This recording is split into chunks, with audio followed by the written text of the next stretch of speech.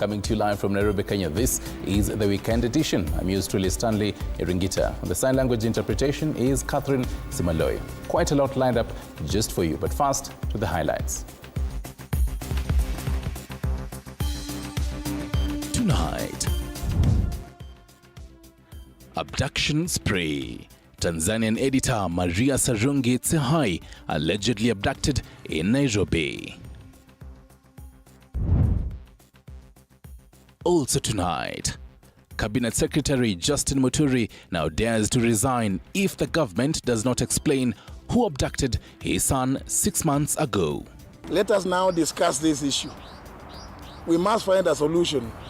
It cannot be that once people are not being responded to in an atmosphere where they are discussing the problems. Plus, one term for who? Mimi pale nyuma kuna watu hata hawakufikiria nitakuwa na any term.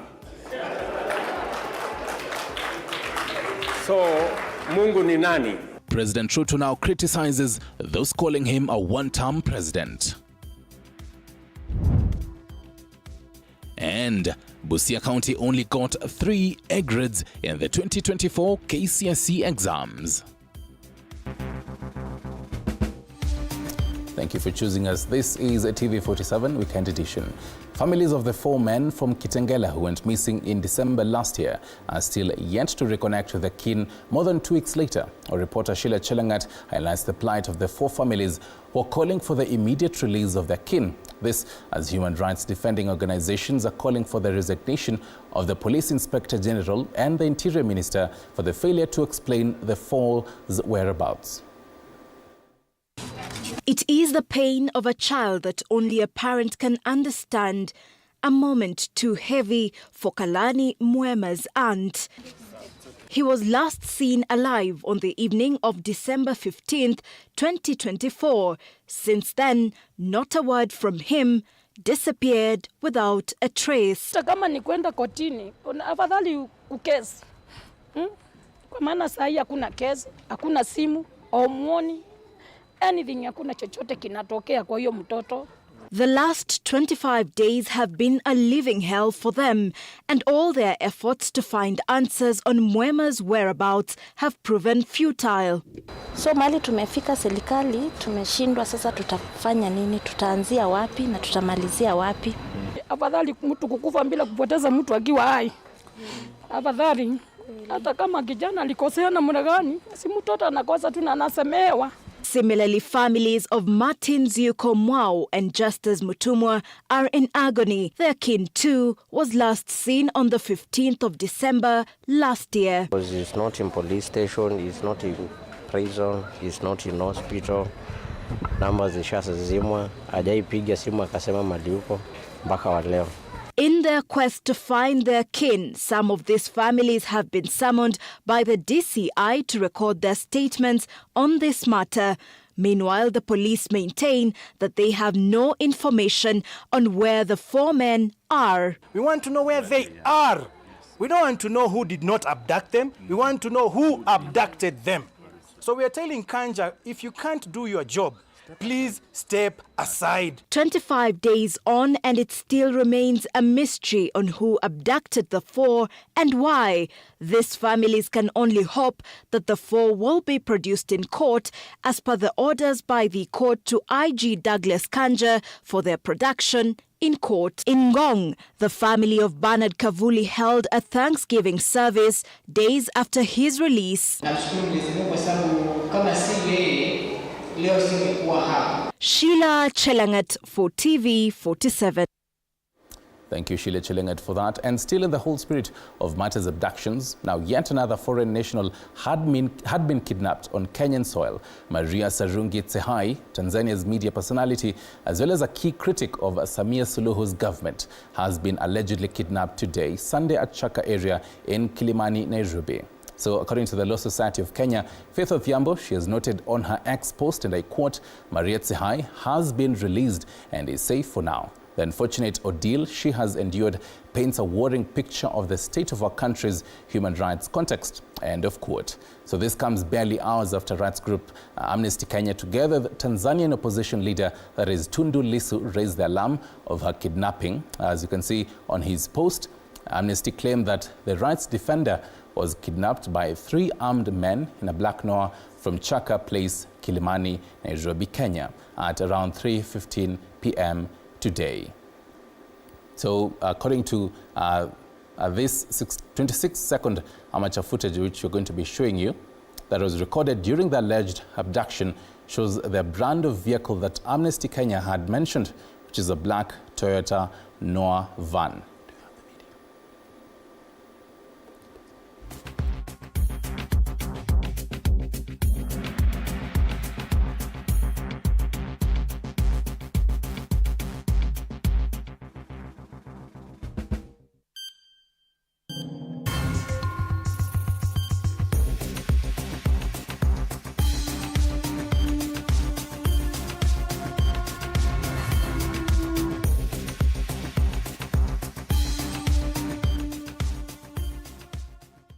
Right, so that particular amateur footage, which was recorded during that whole alleged abduction, shows the brand of vehicle, which is KCZ 513T. And apparently, according to a portal from NTSA, it does not match the description, which is apparently a Mitsubishi Canter lorry. So elsewhere, Interior Cabinet Secretary Kipchumba Murkomen said this about the abductions. Let's listen in. Even as the debate is raging on public, on social media, and anywhere, there is no government policy. Neither is there a police service policy, neither by the command of the police nor the ministry itself, for abductions in the Republic. There is nothing like that. What IG said, what the team said, we do not have such a policy.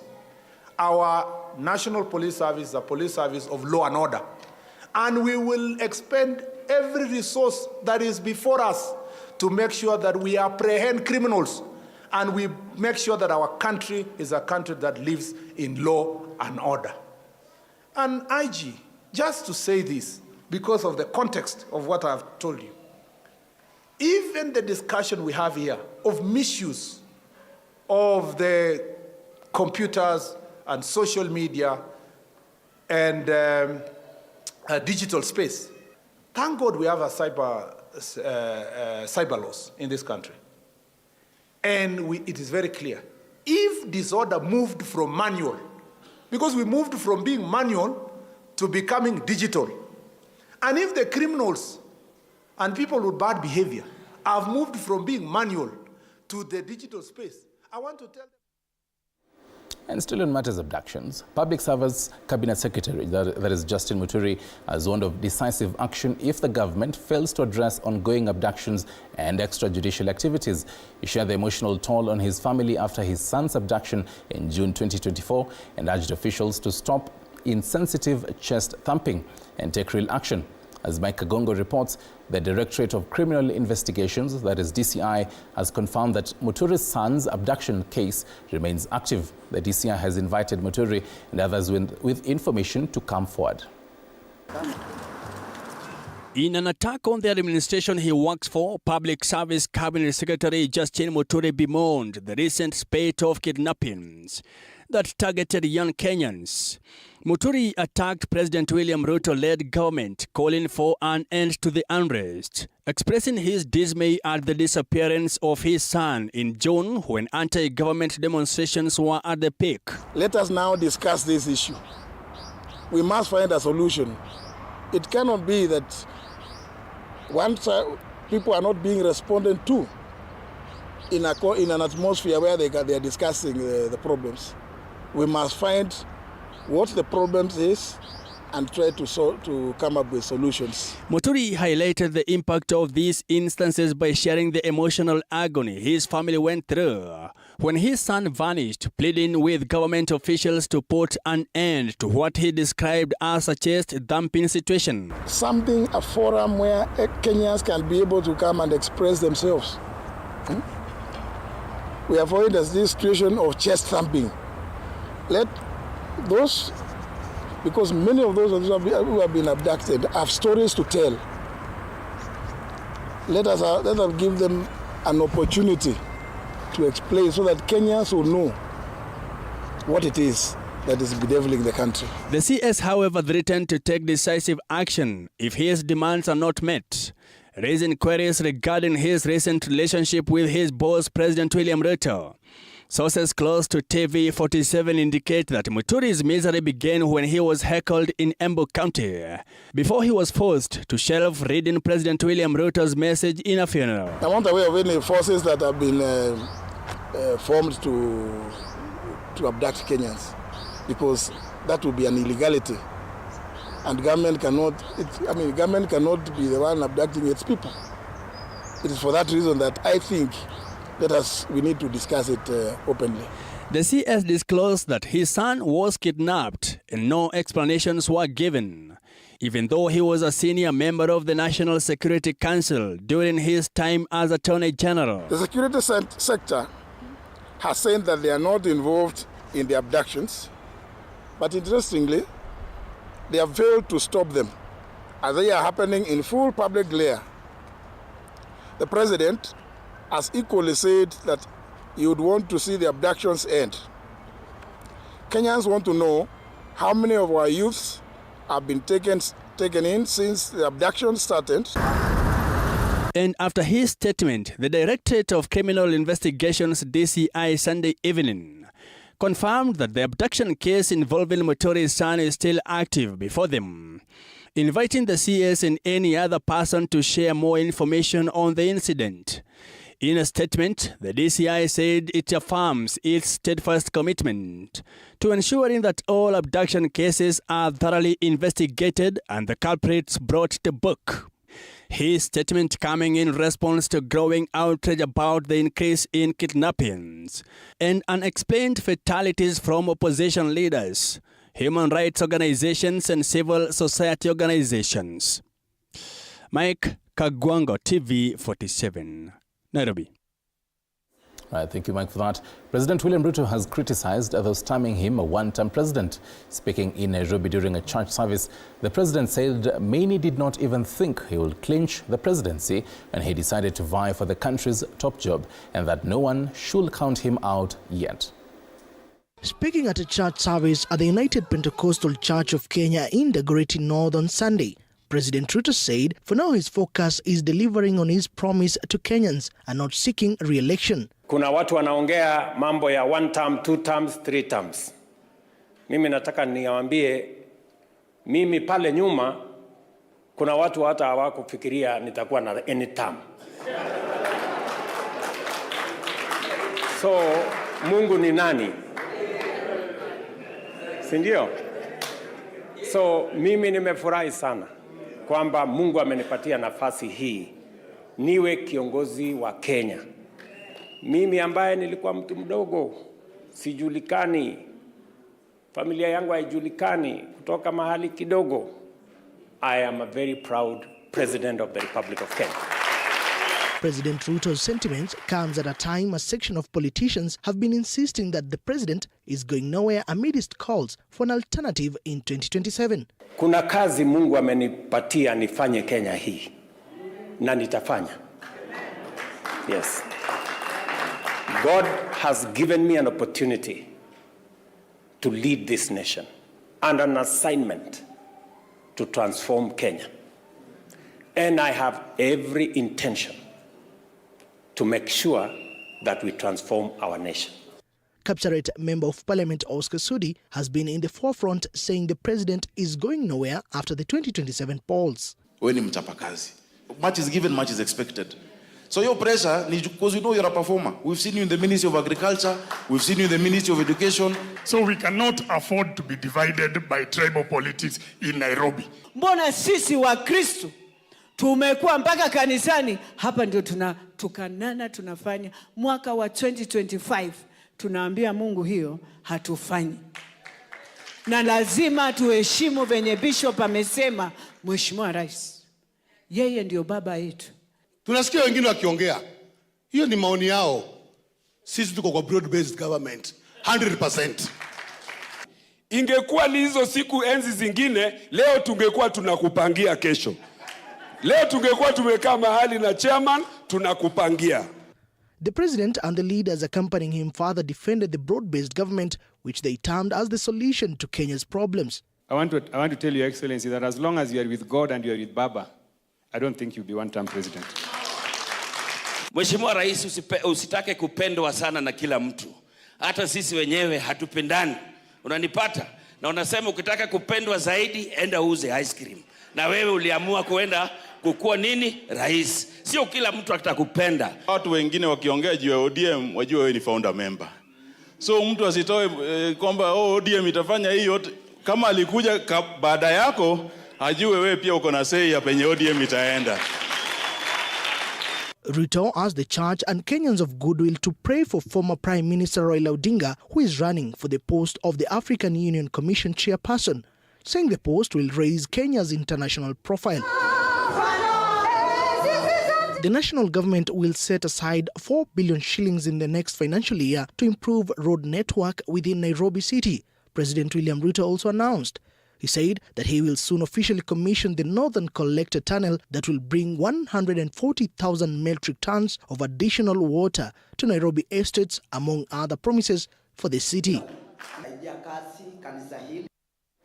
And as political temperatures gather momentum, former Deputy President Rigathi Gachagua has criticized President Ruto's call to parents to guide their children in acquiring positive morals by challenging the president's moral right to do so, posing a challenge to his former boss, lead by example. Former DP is urging Ruto to discipline his own team. Gachagua further condemned the recent cases of abductions targeting government critics. Immediate former Deputy President Rigathi Gachagua has continued to criticize President Ruto, this time countering Ruto's call for parents to instill good morals in the youth with a challenge of his own. Mr. President, lead by example. Hawa watoto ni wetu, ndio tulizaa. Ni kweli kama wako na tabia mbaya tutawalea. Lakini rais, hata wewe, hii matusi wewe ndio ulianza. Gachagua telling Ruto to condemn leaders around him who have recently used abusive language against children and women in a public gathering in the Rift Valley region. Much as you are telling us that we have not brought our children up well,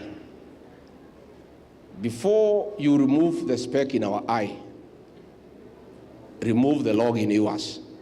Because your friends and those who hang around you ndio wenye matusi, ndio wanafundisha hii watoto wetu matusi. With a spate of abductions and condemnation of the same, Gachagua has called on the government led by President Ruto to protect Kenyans and cease from harming the youth. Kwa hivyo hata kama mnaogopa kifo, kifo is a natural thing. It will come. It's part of life. So hakuna haja tuue watoto ati wameweka yeye kwa jeneza kwa sababu hujaingia huko. Siku Mungu atafika atakuweka. That time will come. Ni mambo ya kwenda kufinya vijana, kumuumiza mbavu, sijui kumwambia nini. Sio ni mbaya sana. And we are telling our government, charge or prosecute. Stop abductions. Since his ouster as the second deputy president, Gachagua has been castigating the government and at the same time consolidating the Mount Kenya vote ahead of the 2027 elections. And we want to appeal to the international community to put pressure on President William Ruto and the Kenya government so that IBC is constituted as of yesterday to start planning and preparing for the 2027 general election. So far, Gachagua is building up a team that will battle out with President Ruto's allies in various positions in the 2027 elections. Joash Onsare, TV47, Nairobi. Thank you, Josh, for that. Still on matters politics, 2 months into the job as President William Ruto's principal assistant, Deputy President Professor Kithure Kindiki's demeanor has been the talk of town in the past few days. A section of Kenyans hold the opinion the professor of law appears to be unsuitable for the position of the second in command. Our reporter Mwege William reports on what appears to be a hung jury of the question of the suitability of Kindiki for his official role as the unofficial one of galvanizing support for Kenya Kwanza in the now fractured vote-rich Mount Kenya. Protocol calls for when the president is working with other officials, the deputy president walks by the side of the head of state, the arrangement symbolizing the hierarchy of the executive branch. However, during President William Ruto's recent tour in Uasin Gishu, his deputy seemed to be struggling to have his spot as Interior Cabinet Secretary Kipchumba Murkomen, among other close allies to the president, obscured him. The image from Uasin Gishu County, adding to a growing perception on Professor Kithure Kindiki, has drawn as a deputy president since his swearing in as the third deputy president on November 1st, 2024. So Kindiki is trying to fit into the idea of a DP from Ruto's angle. And that may be very difficult. And that makes people wonder really, is he fit to be a DP? Kindiki's style as deputy president reads from what appears to be a different script from his two predecessors, impeached Deputy President Rigathi Gachagua and his now boss President William Ruto, who served as President Uhuru Kenyatta's deputy. He's trying his best not to give some Ruto people excuse to say get rid of him. So being aware of those possibilities, he's being careful and tries not to be out of tune. He's in a very difficult situation. He has the qualifications of things bigger than a DP. But in the circumstances, he comes out bad. He looks too weak. He doesn't come out as a person to inspire anything. To the extent that even the Mount Kenya people themselves, they don't see him as somebody they can count on. 2 months after taking over from Rigathi Gachagua, Kindiki has been a man who is cautious with every step he takes, with selective and measured choice of words while making his remarks in the public arena. No, he took the job knowing what kind of person the president wanted, and he's trying to be that person. And the public is viewing him and wondering, is this a deputy president? Now the perceptions outside there is that he's very weak. He's a yes man. And of course, he himself has said he will obey the orders. With his conservative and laid-back demeanor, political pundits opine these might not be enough to serve a political purpose for President Ruto, as he commands little support from the erratic Mount Kenya region, sections of which have so far proven to be defiant towards the Kenya Kwanza regime. In the few times Kindiki has toured the region, his visit has appeared to stamp little authority. For example, Kirinyaga and Embu governors being a no-show in his tours. The removal of Gachagua makes it very difficult for anybody from Mount Kenya to be accepted when he's working with Ruto. So that's how it is difficult for the people of Mount Kenya to accept him. Politics is very volatile. We know there are strange rumors around there that in 2027, Ruto might decide to have a different running mate. Few months into the office, Professor Kithure Kindiki is already a haunted man by the ghosts that come with the office of the deputy president. However, Kindiki putting his best foot forward to become the ideal principal assistant for President William Ruto. Mwege William for TV47, Nairobi. Thank you, Mwege. Let's switch gears to matters education now. With excitement, anxiety, joy, and agony of 2024 KCSE results now settling down, TV47 has established that Busia County managed a paltry of, get this, 3 airplane grades. This bringing the Ministry of Education and parents under scrutiny of a poor performance in most schools in Busia County, as Chichi Josephine now tells us. In the aftermath of the release of the 2024 KCSE results, our spot check established that Busia only managed a dismal number of A grades across the whole county. National schools Nambale Boys and Colonia Girls did Busia proud in the 2024 KCSE results by registering 2 and 1 A-plane grades respectively. However small as these numbers may be, Mbale Boys principal Tom Boya confesses that they did not come easily. And out of the 3 A-plane grade, Mbale Boys has contributed the 2 A-planes. Getting an A-plane is not a mean achievement. Even though this marked an improvement of performance after years of poor grades, questions linger on how a county with over 300 schools could only produce 3 A's. Good results come from collective participation. But we always have a challenge of parents who are not committed to the good upbringing of their children. Statistics show that in the recently released 2024 KCSE results, a total of 9,437 candidates scored A-plane and A- across the country. In terms of top performers, 1,137 male candidates and 556 female candidates scored A-plane grades across the country. 4,904 male candidates and 2,840 female candidates scored A- across the country. This bringing to a total number of 9,437 candidates attaining both A and A- grades in the country. In summary, out of 1,693 A candidates in the country, only 3 came from Busia County.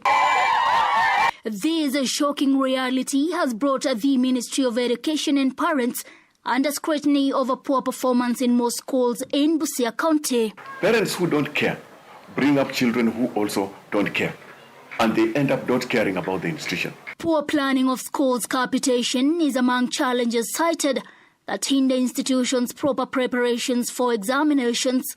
As things stand, local stakeholders are left with the puzzle of how to improve the performance in 2025. A country that cares for its future must take care of the education of the children. Kenya has a problem. The Ministry of Education has a problem of planning its capitation and releasing capitation to institutions. Chichi, Josephine, TV47. Most definitely shocking. And just a reminder, what next after KCSE? As a parent, I know that's the big question that you're asking yourself. Don't worry, we're going to be having an expert on all this later on. But first, Nyeri Catholic Archbishop Anthony Muheria has accused the political class of continued politicking in churches. Muheria was in particular on the recent burial in Bungoma, in which Majority Leader Kimani Ichung'wah accused Trans Nzoia Governor George Natembeya of being behind some of the ill in the previous regime. Muheria says the continued politics will distract the country from achieving any development. He urged President William Ruto to call his house to order.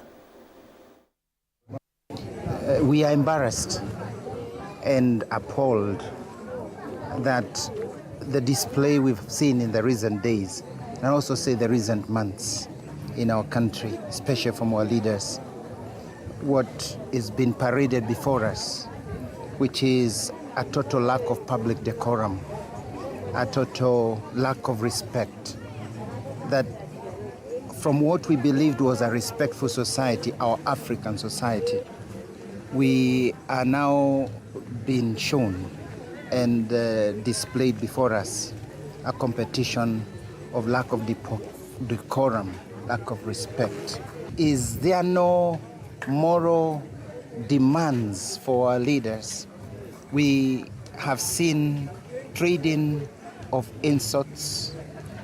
It looks like jest. It looks like sarcasm, irony, that even the most dear things to us as Kenyans, how is it that our leaders can stand before us and we applaud their insults, their exchange of lack of decorum? Our dear leaders, you must change this music. We can't be insulting one another. There is time, even if you have different persuasions, to sit and do things together. Give respect to one another. Give respect to God. Give respect to your ancestors. And still on matters politics, Labour Cabinet Secretary Alfred Mutua seems on a charm offensive of his backyard, beginning his political year with a meeting in Machakos. Mutua, very keen to call for unity of the region, took a more conciliatory approach these days after the Kamba community was welcomed into the Gema formation. Is the Kamba vote up for grabs? George Maringa reports. The historically vote-rich swing vote region of Ukambani is back in the headlines. This time, positioning as the prime political plum, posing for plunder. This scramble for support pitting two rivals, former Vice President and Wiper Party leader Kalonzo Musyoka and former Machakos Governor, now Labour Cabinet Secretary Alfred Mutua. However, in an interesting twist of events, the latter is calling for unity, a political rapprochement of sorts, featuring calls for reconciliation in an effort to deliver the nearly 2 million Kamba vote to President William Ruto's 2027 basket. Viongozi wote waambia kwamba Mutua anafanya nini? Anawapenda, na sisi hatuna chuki, tutawaombea, tunawapenda, na viongozi wote tunawapenda, tushikane mikono because there is strength in unity. Mutua is even calling for respect for Wiper Party leader Kalonzo Musyoka, who enjoys significant support in the region. Mutua alluding to a dream of Ukambani leaders coming together, overcoming political party lines and finding united solutions to the challenges facing the region. Nimeombwa hapa pia niwaite viongozi wote wa Ukambani tukae chini tuweze kupanga miradi yetu kulingana na yale yamesemwa hapa, ndio tuwe na nafasi yetu tukienda kumwona rais baadaye tuwe tuko sawa. Hiyo ni sawa? Mimi nitaita mkutano mwingine, wakuje wasikuje, wale watakuja wakuje, wale hawakuji tutawaambia hawa walikuja hawa hawakuja. As the only senior politician from Ukambani serving in William Ruto's government, Mutua faces the Herculean task of turning the tables on Kalonzo, even laying out a plan for this year, which he says should involve embracing rivals to achieve unity of the region. Tumesema ya kwamba hatuwezi kuwa orphans, mambo ya upinzani hatutaki. Sisi tunaendanga upinzani na Raila Odinga. Tunaenda upinzani na Raila anatuacha upinzani. Anaenda serikali. Tunarudi tena upinzani na Raila, yeye anatuacha anaenda kula. Anatuacha hapo upinzani. Si tumfuate siku moja. But the murmurs in the region still persist, with a section of residents seeming unhappy with Mutua's new charm offensive. Minister wa Labour Bwana Mutua, badala ya kwenda kukaa kwa mkahawa na kukusanya watu chache kuambia ati wanafanya maongozi ya Wakamba, hiyo tumekataa. Tafadhali fanya ile kazi ya Labour umepatiwa na serikali. Mambo ya siasa, kama unataka siasa, wewe toka kwa serikali tukutane na wewe. And with the Akamba welcomed into the Gema formation, the dicey game of numbers continues. As Alfred Mutua gears up for a meeting with the youth next weekend, all eyes will be on the political direction the region takes in the long term. George Maringa, TV47, Nairobi.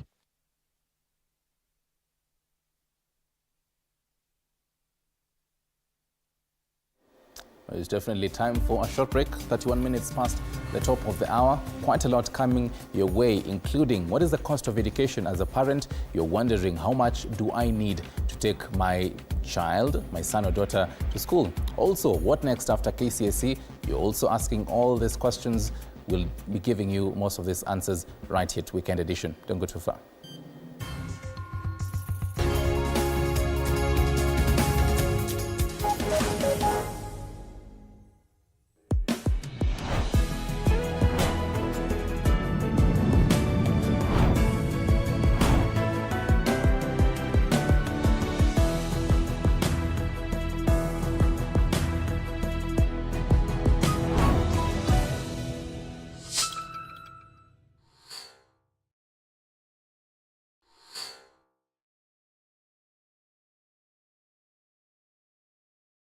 Are you ready to elevate your business game? As long as you're earning something, there's always that opportunity to save. And you start with where you are. Kama wewe ni mfanyabiashara, huwezi kaa bure unajipanga taratibu vile inavyofaa. Join us each week as we dive into the stories of the world's most driven entrepreneurs. When you pay attention to detail, you get luxury items. The Grind, where business meets brilliance. Tune in every Monday at 7:30 p.m. because your business deserves the best.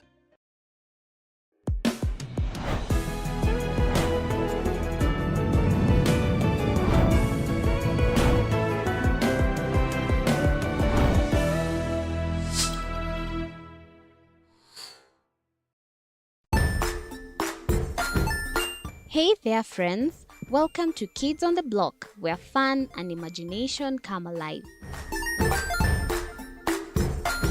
We dive into magical world filled with exciting adventures and awesome friends. What position were you in?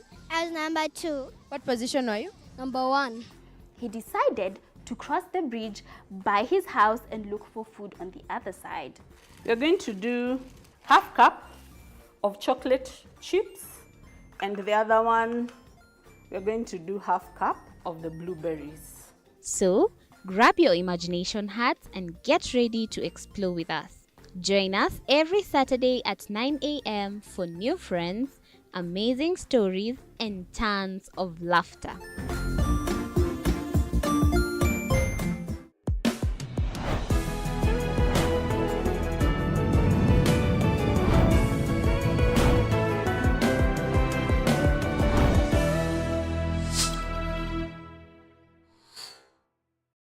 Join us as we explore the journeys of those who defy the odds and break barriers.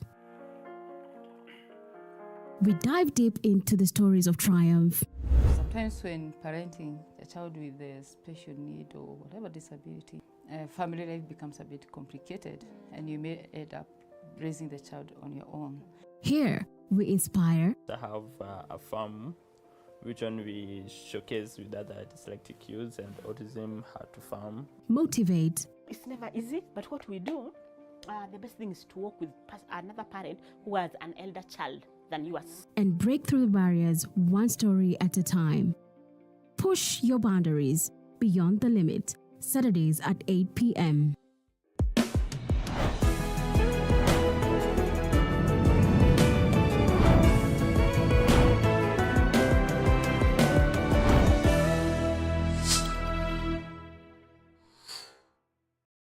Jiunge nasi tunapoangazia safari za viongozi bora.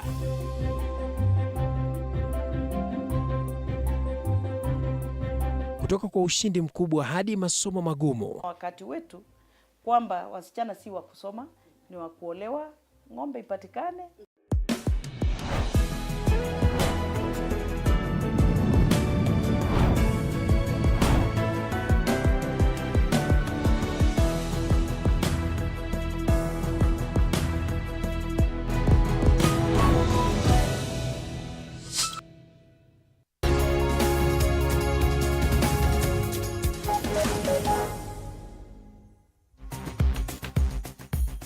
All right, thank you very much for staying with us. This is TV47 Weekend Edition. I'm yours truly, Stanley Nyaringita. On sign language is Catherine Simaloi.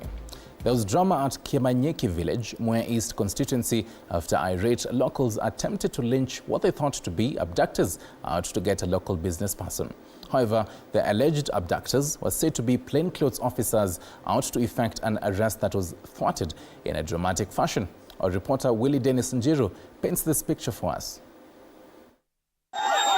In her mind, Jacqueline Gatweri is lucky to have avoided an unclear fate, with a group of angry locals mobilizing to set her free from what they thought were abductors. Unidentified detectives were attempting to whisk her away in the infamous Subaru vehicle. Kila kitu imetusababisha ni ile kitu ya gari kukuja kuchukua msichana na kumweka kwa mbuti. Sisi watu wa Kiemanyeki tukatoka mbio na kufuata gari. Tukafuata gari na pikipiki moja ikagonga nini ukuta. Jamaa mmoja wa nduthi akigonga ukuta ni venye ametolewa bunduki akatishwa na yenyewe. direct kwa ukuta. Gatweri narrates the ordeal that she received a call by unidentified clients who placed an order of 5 kilograms of rice, an order she now thinks was a snare. Nimepigiwa simu na new number, wakaniambia wanataka mchele. So niko na neighbor wangu anauza mchele hapo, nikawaambia iko. Wakaniambia niwapimie kilo 20. So venye walifika hapo kwa kazi wakanipigia, wakaniambia wamefika. Kufika wakanionyesha kande za DCI. Nikawaambia kwanza nipigie boss wangu simu, wakakataa. Then wakanichukua cha nguvu wakanipeleka kwa gari. Tukakuja Kemanyeki, tukapata huyo msichana rafiki yangu hayuko mwenye tulikuwa tumeenda kuchukua. So amerudi na mimi cha nguvu. Ndio maana hao residents wa Kemanyeki wamekuja wakawazuia wasiende na. The locals had vowed to set fire to the trapped vehicle belonging to the officers if Jacqueline was not released, further mobilizing boda riders to mount a roadblock. ID ya kazi hakuna mwenye akanao. Tumejaribu kuambia watupe ID, hakuna mwenye ametupea. Afisa wakakuja hapa Wanguru police station. Tukawauliza afisa, unajua hawa watu? Afisa wenye wametuambia hakuna mtu mwenye wanajua. Walikuwa wametoka Kirugoya kuja kushika ule msichana, lakini wakatumia njia mbaya, lakini wameokolewa na assistant chief hapa. The area chief called for the shaken detectives to follow appropriate channels during arrest to avert such unnecessary public fracas that could have turned deadly. Itakuwa vyema wale maafisa wa polisi kwanza warudi, wakija na utaratibu ule mwingine ambao tuna involve mpaka ofisi yetu ya chief waweze kuchukua huyo mtu, wafanye uchunguzi kwa ile njia inayofaa. For TV47, I'm Willie Dennis Njiro. Right, still on the same. Thank you very much, Willie Dennis Njiri, for that. Now, as of around 9:25 p.m., the Directorate of Criminal Investigations on the X post have said a suspect implicated in a case of robbery with violence and rape is in custody following her arrest earlier today at Kemanyeki area of Mua East. The arrest followed a sting operation conducted by Kirinyaga Central detectives. The officers had been deployed by the Sub-County Criminal Investigations Officer to pursue the runaway suspect named in an ongoing criminal case number 278/33/2024 and court file number E381, who traced the suspect, Jacqueline Gatweri, to the village and moved in swiftly to effect the arrest. A rowdy mob, however, pulled forces and attacked the officers who were on board a government vehicle, registration number KBZ 684Y, threatening to set ablaze should they not release the suspect. Thanks to a backup by the local police, area chief and Nyumba Kumi heads who prevailed over the tense situation and facilitated the taking into custody of the dangerous suspect. The DCI cautious members of the public that obstructing police officers in the course of executing the constitutional mandate is a serious criminal offense and much worse in any attempt to aid the escape of a criminal offender or prisoner. It goes on to say, equally, posing imminent threat to life or property of any person is not justifiable under any legal parameters and will be met with the full force of the law. End of quote. That is as of 9:25 p.m. on the X post of DCI Kenya.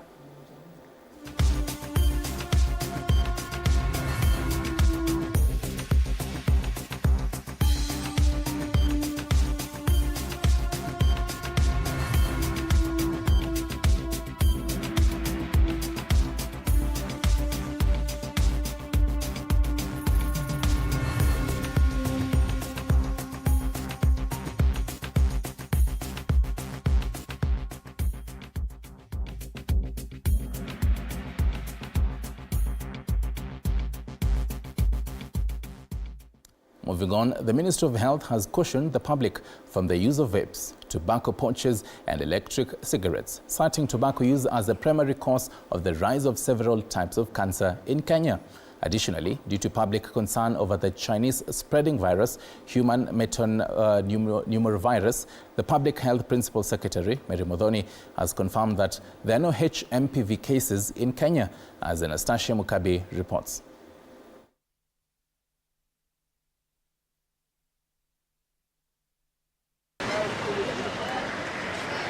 According to statistics from the Global State of Tobacco Harm Reduction, smoking causes over 9,000 deaths every year, with 7.6% of the adult population in Kenya being current smokers, or roughly 2.6 million current smokers, 14.7% of the population being men and 0.7% being women.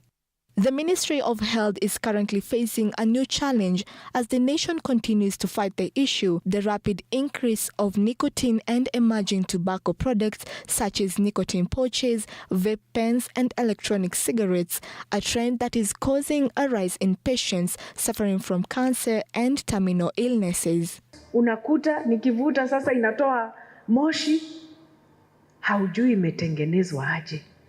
Ndio maana unakuta saa zingine tumepatwa na magonjwa ingine hatuelewi inatoka wapi. Tobacco smoking poses a significant risk for various diseases, including cardiovascular diseases, chronic respiratory diseases, cancer, and diabetes type 2. On this, the youths have been urged by the Ministry of Health to desist from smoking. You may not be taken to jail because of kuvuta sigara ama vape, lakini wewe mwenyewe, how is your health going to be 2 or 3 years to come? Nevertheless, Public Health PS Muthoni reassured Kenyans there are no cases of HMPV, adding that the government has also intensified surveillance on HMPV and Mpox viruses across all the 26 borders. Kwa sasa hatuna mtu yoyote akona hizo virusi katika hii nchi.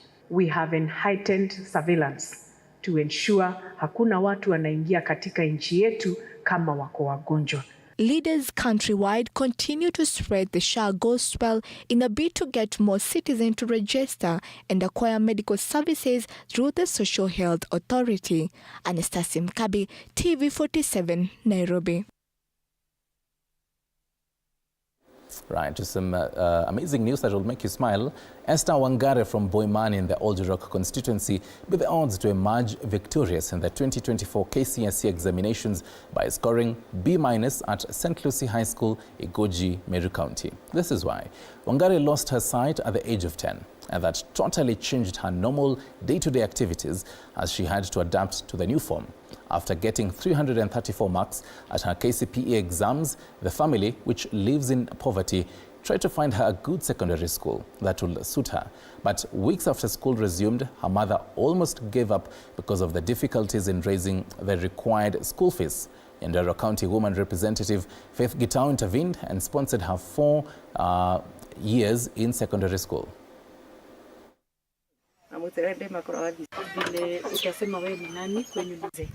Sindio? Yes. Do idue mutu hetu, mutu itikirie tu, tuthie. Tugeithia maitu. Kwa muno. Sindio? Yes. Wangu kwa Mama County ni aendelee tu kunisupport kuingia university.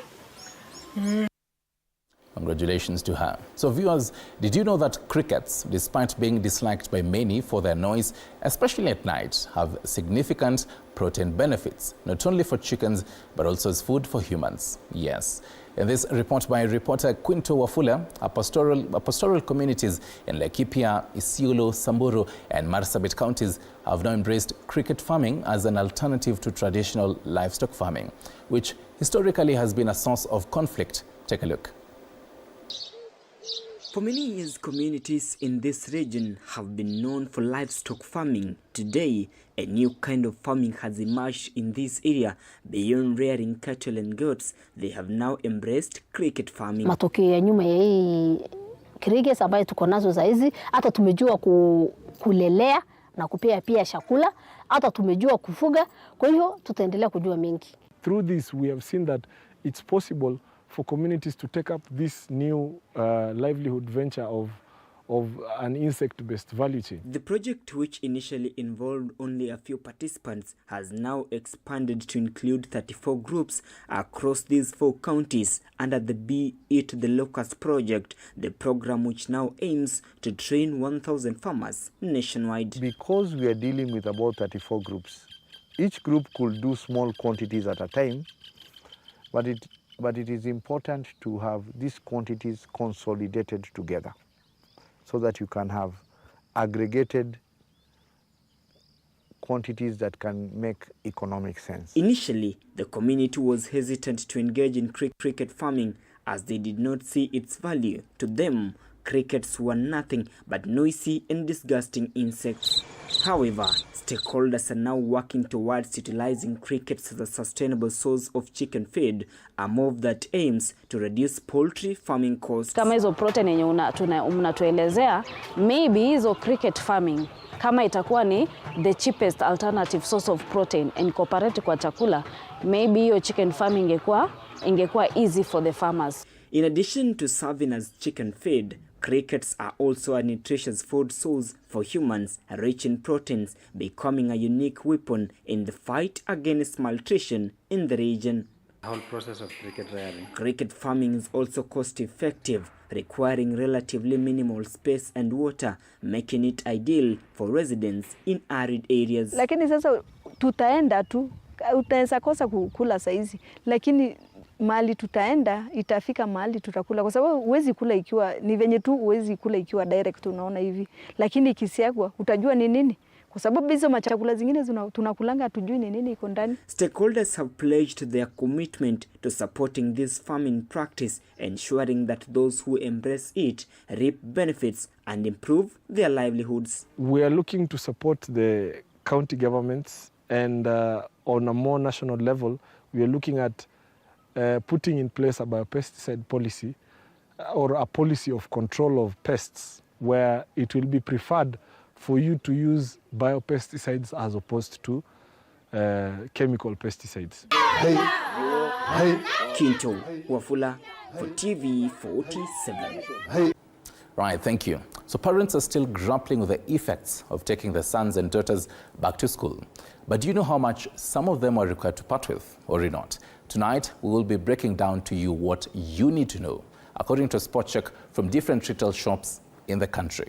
So if your daughter should be reporting to a new public junior secondary school for grade 9 this month, you may be required to buy the following items for the school uniform. So this doesn't for both your daughter as well as your son. So a pair of shoes may cost you up to 2,500 Kenyan shillings, as you can see on our graphics. So both, we have unisex in case it is your daughter or your son, that he might probably go to the higher level. For socks, let's go with 2 pairs, right? 200 Kenyan shillings. For sweater, between 750 all the way to 1,200 Kenyan shillings. For our case, let's go with a higher end for 1,200 Kenyan shillings. A short, in case it is for your son, 450 Kenyan shillings, as well as a tie, 150 Kenyan shillings.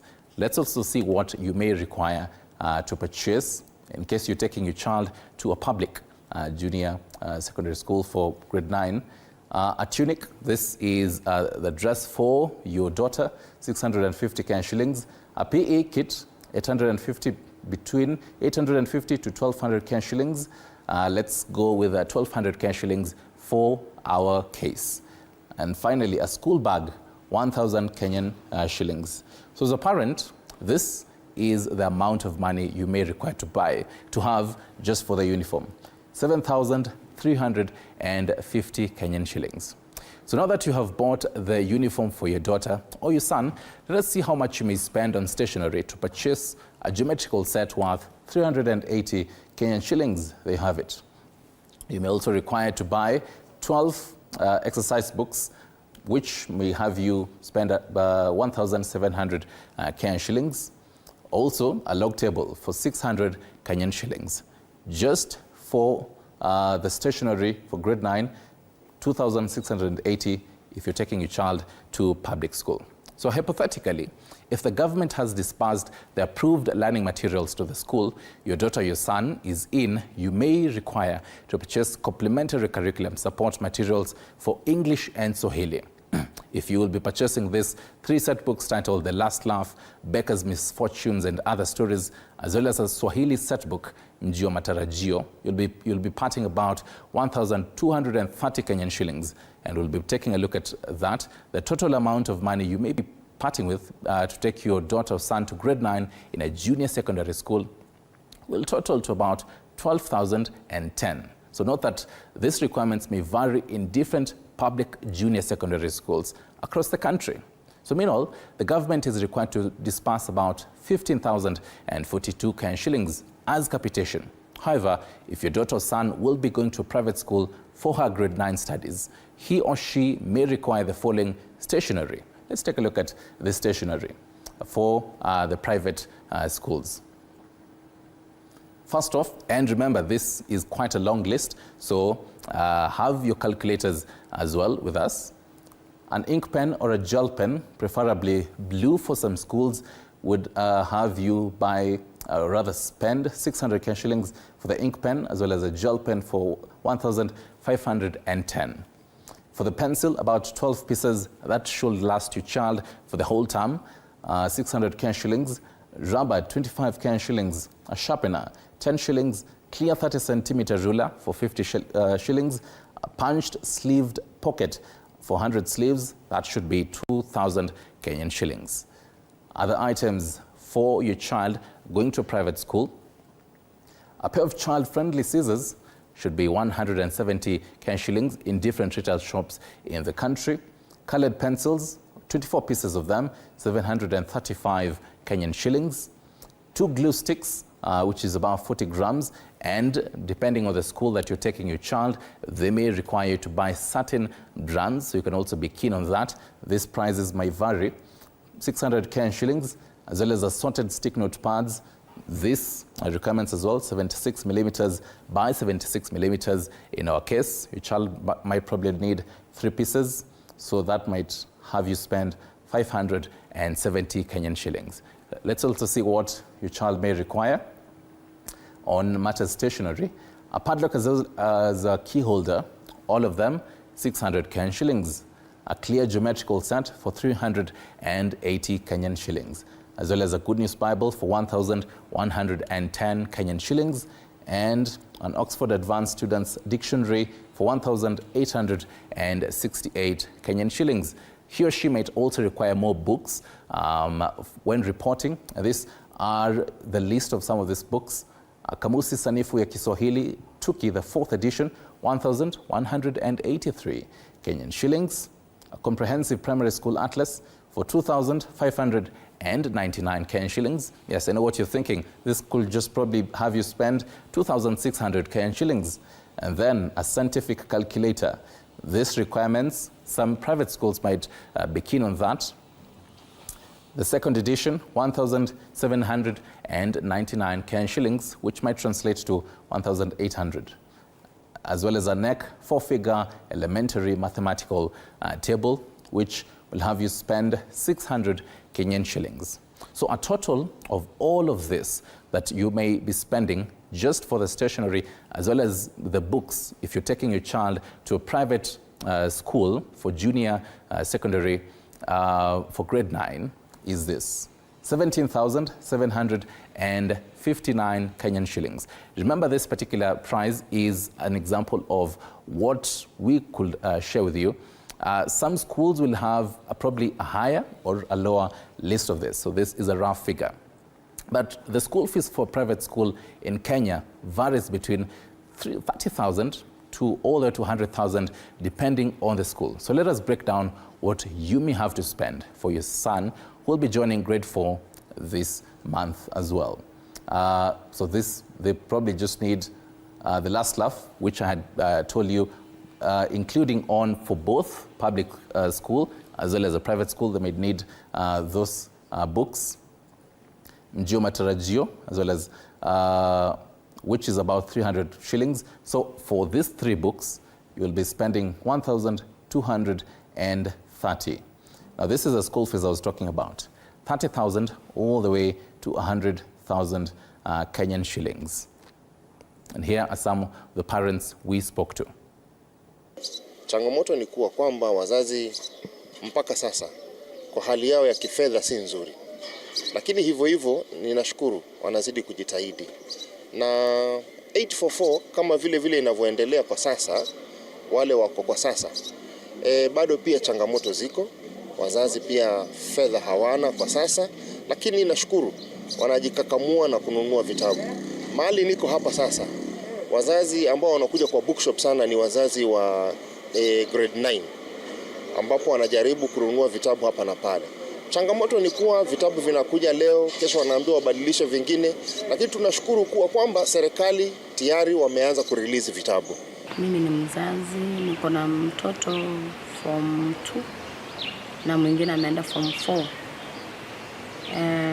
Kulingana na maisha, gharama ya masomo imekuwa juu sana, kwa sababu ni upande wa school fees. Nilipochukua mtoto wangu wa form 2, fee iko juu. First term nilipe 22,000 na mahitaji mengine bado yako. Rims wanaomba rims 2 kila muhula, na hiyo ni 2,000. Remedio iko wanaomba 2,000 kila muhula. Pia wanaitisha 1,000 ya mkate kwa shule yenye mtoto wangu wako. Kama mzazi nina struggle sana. Mimi ni mzazi wa CPC.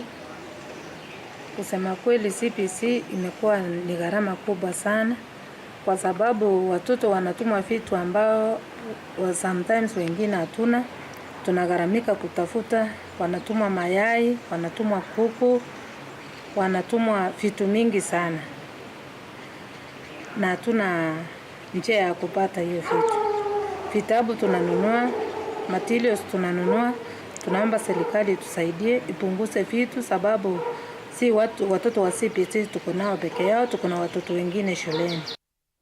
Yes, most definitely. That is just some sound bites of what a section of parents are saying. So, parents, guardians watching us this evening, what are your sentiments? How much are you spending on your learner? We had taken a look at for grades 9 as well as even getting into the 844 system. And speaking of the 844 system, another big question that I know you have is, what next after KCSE? Depending on what your learner got in the KCSE 2024 exams, worry not again, we have an expert on this. Her name is Scholar Thiambo. She's a career development practitioner. How are you? I'm good. Oh, yes. She's sipping her water here. I'm also sipping my water. I hope you do, because that is what we're going to be doing after this short break. When we come back, kindly send in all those questions you have for Scholar. 22047 is our SMS number. 0793 267 279 is our WhatsApp number. What next after KCSE is a big question. Don't go too far.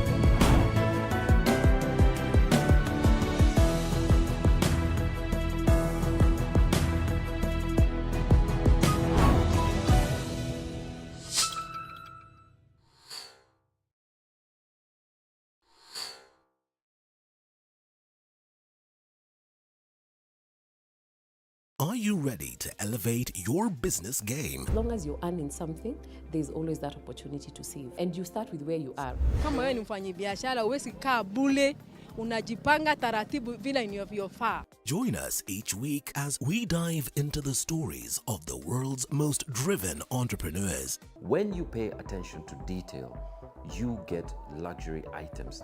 The Grind, where business meets brilliance. Tune in every Monday at 7:30 p.m. because your business deserves the best.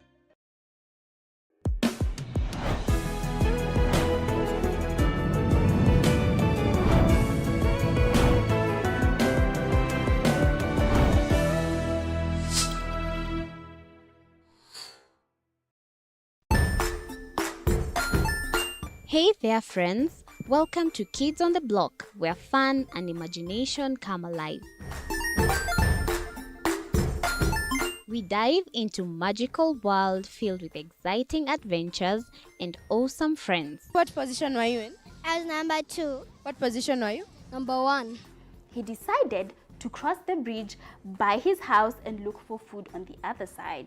We're going to do half cup of chocolate chips, and the other one, we're going to do half cup of the blueberries.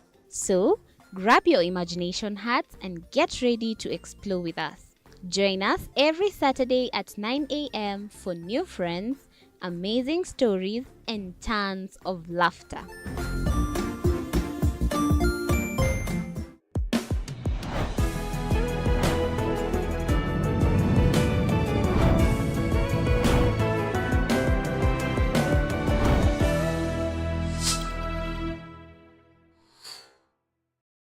Join us as we explore the journeys of those who defy the odds and break barriers.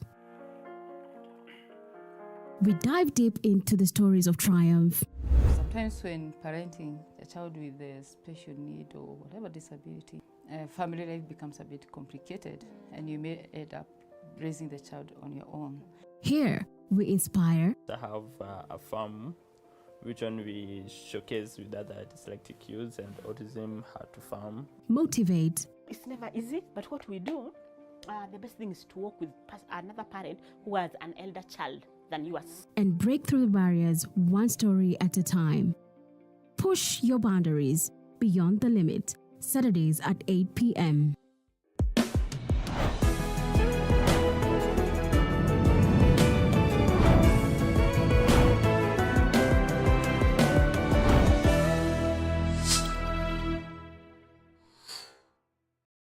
Jiunge nasi tunapoangazia safari za viongozi bora.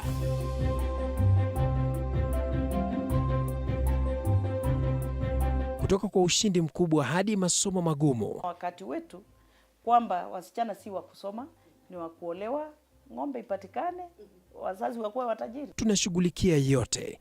I wish I were a better investor. My parents taught me how to look for things for myself. Tazama Mfahamu Kiongozi, ambapo kila kipindi kimejaa maarifa, mikakati na hadithi za kukuza azma yako. For me to succeed, I have to fight. Kila Alhamisi saa 1:30.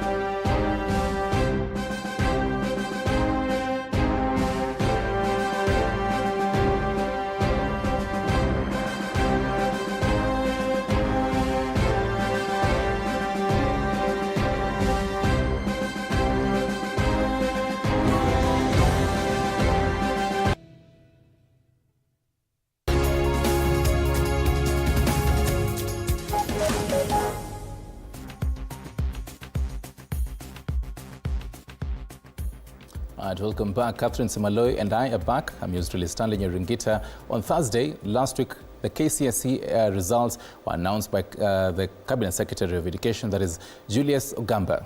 1,693 students got A's, 48,333 got E's, and then quite a bunch in between. But then the bigger question for all of these parents is, what next after KCSE? What do I do with my niece, nephew, son or daughter? Well, worry not. We do have an expert joining us this evening who will be helping you as a parent really understand all this. Scholar Thiambo, welcome.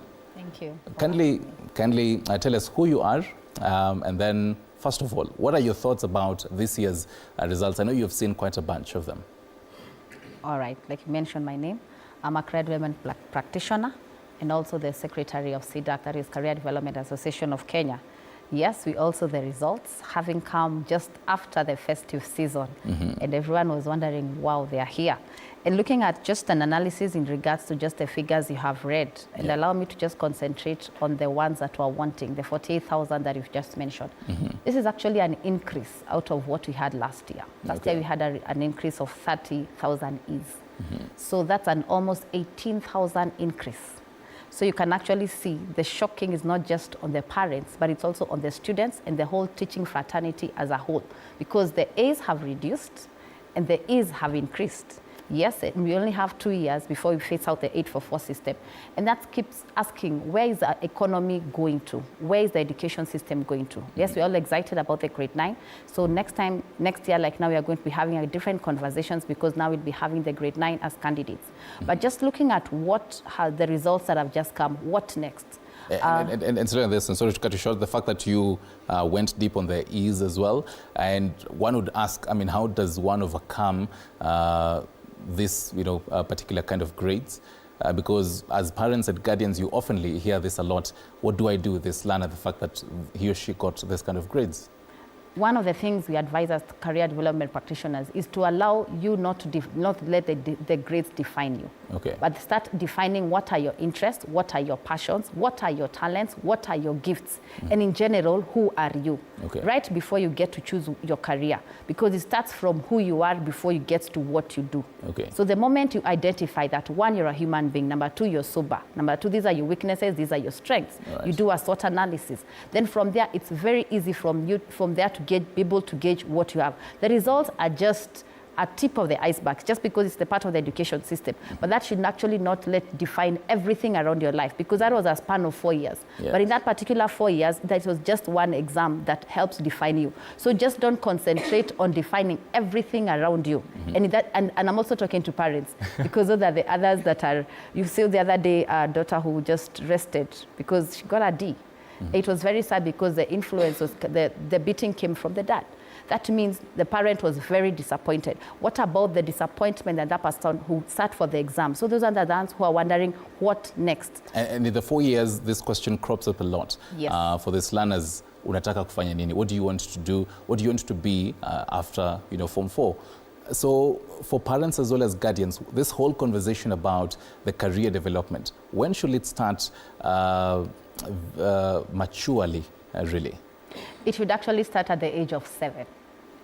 Okay. So only that it is like climaxed after Form 4. Okay. Because we first start with self-assessment. That's what I was just mentioning in terms of your interest and the SWOT analysis I mentioned. And there are tools currently. So we just don't do a random way of checking things. We have psychometric assessments where we're able to sit down with you and help to analyze right from the mind.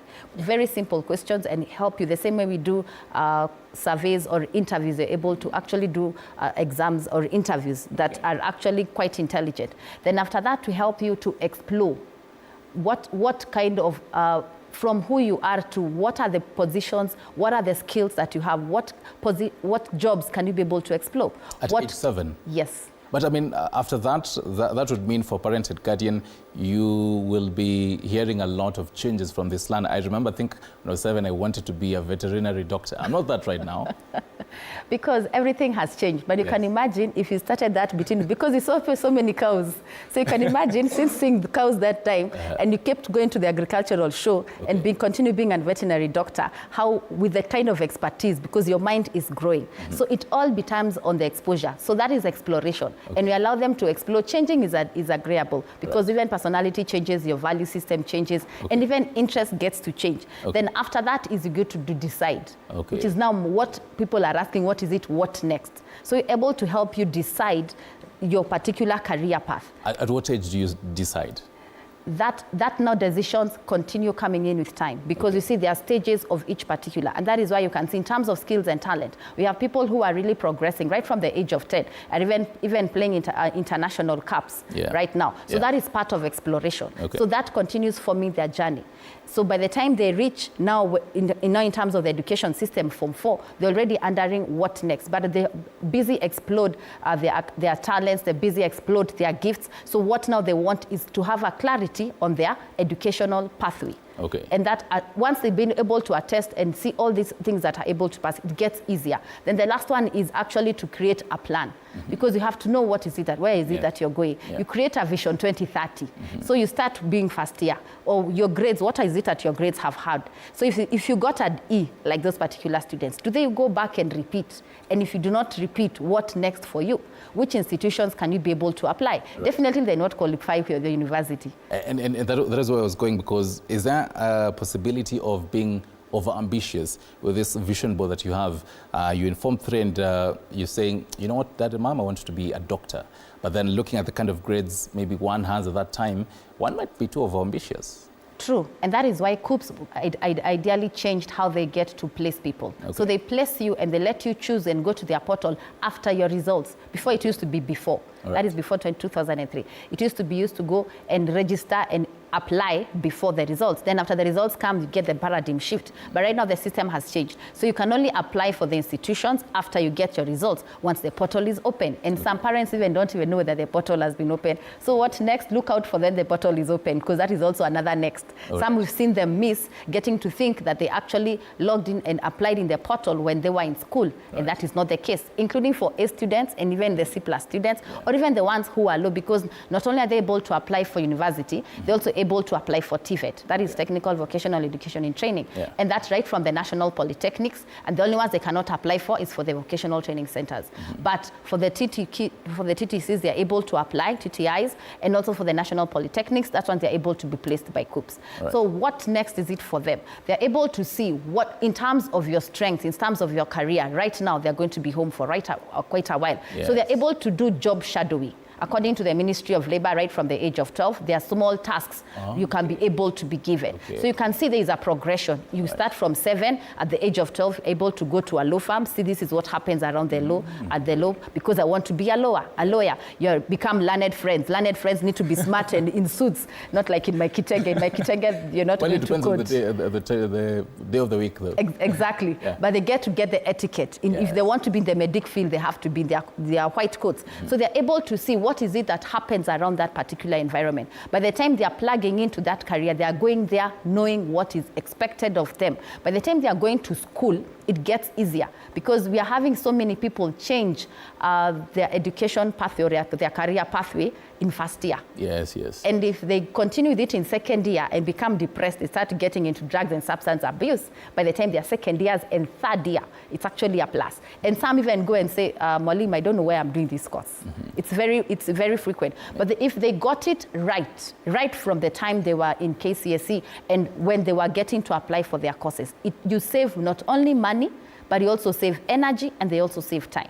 So I think getting to have a career plan, getting to have the career assessment, it makes a very big difference, both for the parent and also for the student. Right. Yes. And even the fact that now this crop of learners are now getting into the industry, are preparing to get into the industry. This crop of learners are Gen Z. And well, I being one of them, being a Gen Z, we have been melted with stones that we don't have the soft skills. You get into the corporate world and you're already tired by already 2 hours. Help even these young learners now getting into the industry. How can they manage this, because it's a different ballgame here? Soft skills, you have no choice. Soft skills will help. The hard skills will get you the job. Yeah. The soft skills will help you maintain the job. Okay. So you need to know how to relate to your bosses. It doesn't matter whether you're a Gen Z, you're a baby boomer, it does not matter. Soft skills are the same across the board. Okay. And you have to you have to actually be very intentional to keep learning, relearning. And that is what Alvin Toffler said, that the skills in the 21st century, it's not just learning, and you have to keep learning, relearning, and unlearning. Okay. Right now, there are places you have to stand because your boss has come. If you're in the military, you have to do your salutes. The salute, yeah. Yes, those are part of it's expected. So your boss passes and you don't do a salute. That is the fault right there. Yeah. So you have to know the etiquette that applies in each particular role. It will be very wrong to find a chef in a shirt. Yeah. I mean, in a shirt and a tie, surely. You are a chef. I need you to see in your chef's hat and in your chef's coat. Yeah. So when you get to know that this is what is expected in the workplace, it helps you maintain. Then from there, if you have your clear plan, like if you're in journalism, you already can identify, this is where I want to do, this is what I want to do. These are the soft courses, the courses I want to do, including right from LinkedIn to Coursera and other free courses that you have, so that you're able to equip yourself and improve yourself, because where right now AI is going, AI is really moving fast. Oh yes. The gig economy is even moving faster. Okay. So even as an individual, you have to understand, and once you've mapped your plan, get to know these are the gaps that you have, and these are the skill sets that you need to get. And then you forecast, we're in 2025. What kind of skill set could be asked by 2030 or by 2035 or in the next century? Some we may not know, because like 10 years ago, we didn't have TikTok. Oh, yes. So you also leave room for the unknown, but you make sure you covered your gap right from what is known. Right. Yes. So even before we wrap it up, I know even for these young learners who just finished the KCSE, one thing that they'd really be looking forward to is writing their resume. Yes. And it's as white as, it's as clean as this piece of paper that I have here, because they don't have prior working experience at the moment. So they're starting afresh. How do they, piece up this paper and, write out their resume, even as they progress into the kind of gigs that, you're advising them to take up? What they actually do is write their resume in terms of their record of achievement. Okay. And record of achievement, the first certificate they have is their birth certificate. Yeah. Everyone has a birth certificate. So you start from there, Okay. when they were born. Okay. Then they reflect and see what kind of involvements they involve themselves in. Right. They went for freedom from hunger walk, that is from the answer, or for Matahatra. Okay. From there, they got to involve themselves in activities, right from scouts to Girl Guides. What is it that they went? Which kinds of camps did they go to? Right. Which kind of conferences did they attend? Did they even do TED Talks? Some do TED Talks. What if they were in clubs, in these particular clubs?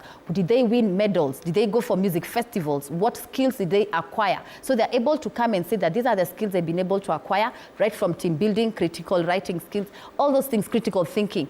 And when they put that in order, including their certificates, yes, the ones that you are awarded, the best student in debate and all. So that helps informing their record of achievement. Do employers look at this, all these papers, all these achievements I did when I was 9 years old? Exactly. The employer may not look at that, Okay. but that will actually help propel. Okay. Because assume you went to UN for a debate, and I have never gone to UN.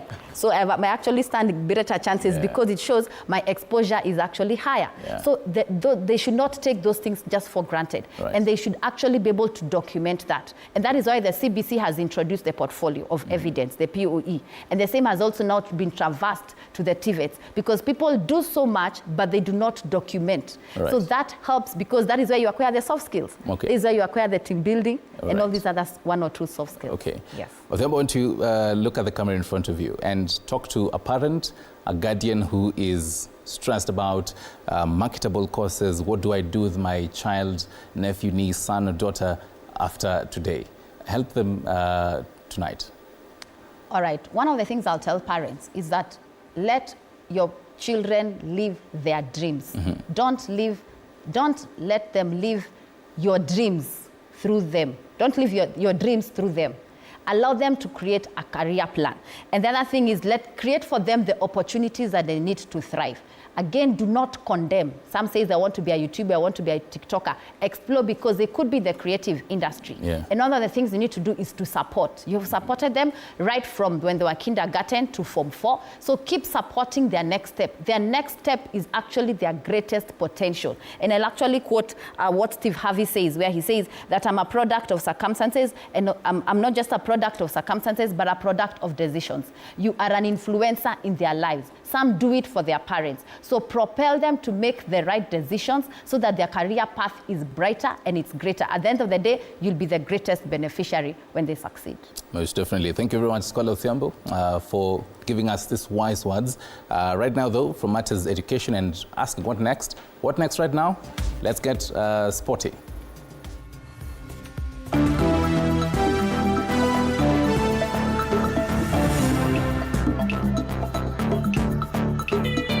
Sports news brought to you by Maybets. Join Maybets now.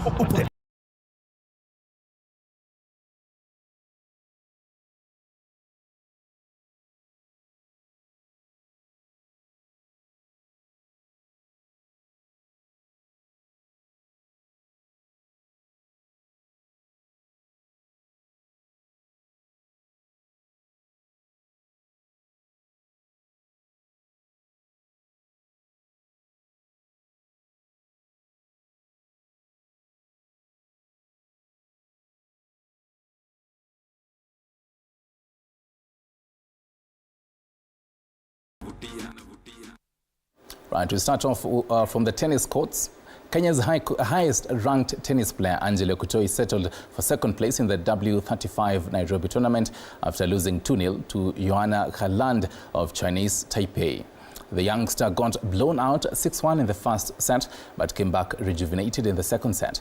But her efforts and determination were not enough, as Garland once again showed her class as she came back from behind to win the second set 6-4.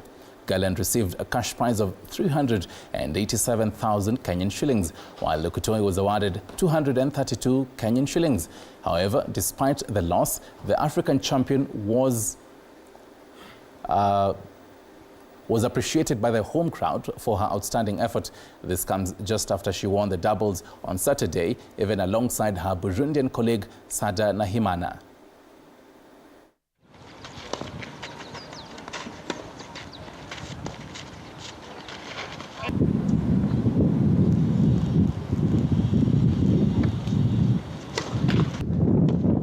Feeling sad because I knew I gave it my all. Well, first set it went by so quickly, but I just tried to maintain my confidence and trying to give her a fight, but it didn't go as planned. But all in all, my emotions are really mixed. I don't know what to feel, but yeah, I know that next time if I play her, it's going to be a tough one for her.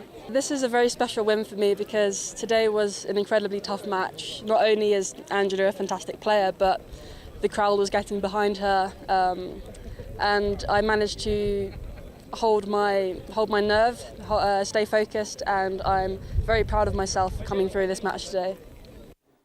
From tennis to football, preparations have intensified with 20 days to the African Nations Championship, set to be hosted by Kenya, Tanzania and Uganda respectively.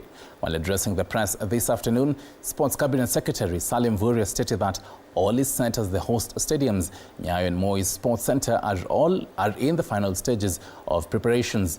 The championship draw is scheduled for this coming Wednesday at Nyayo Stadium.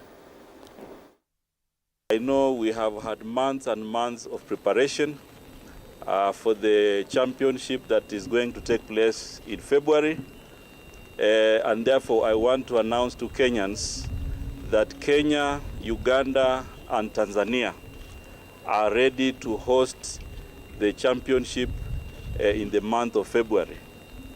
And in addition, CAF has a lot of confidence with the Republic of Kenya. And therefore, on Wednesday, the draw and the pooling of teams will be done here in Nairobi at the KICC, just behind me here, where all the 19 teams will be pooled. So after Wednesday, after that event, then each of the teams will know their groups, and they will know how they will, who they will be meeting in the tournament. And then from there they can do further preparations to win the game. And still on football matters, Ulinzi Stars secured a narrow win of 1-0 against Mara Sugar at Dandora Stadium on Sunday afternoon. The solitary winning goal for the Ulinzi Stars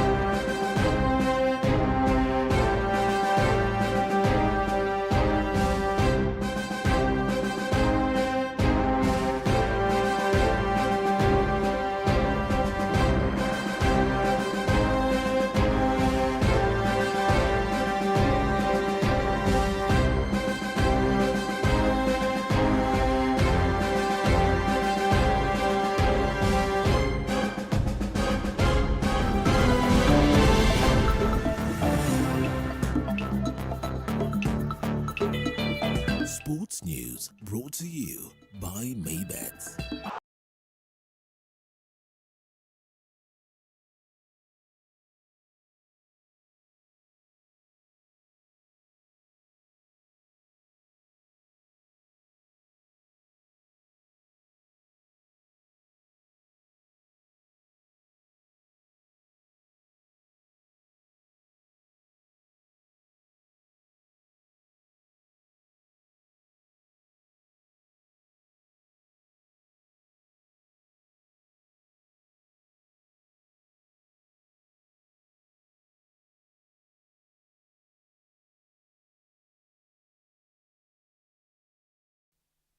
Right, ladies and gentlemen, a final European football highlight is that Arsenal has also been clobbered by the biggest team in English Premier League, Manchester United, in the FA Cup, penalties 5-3.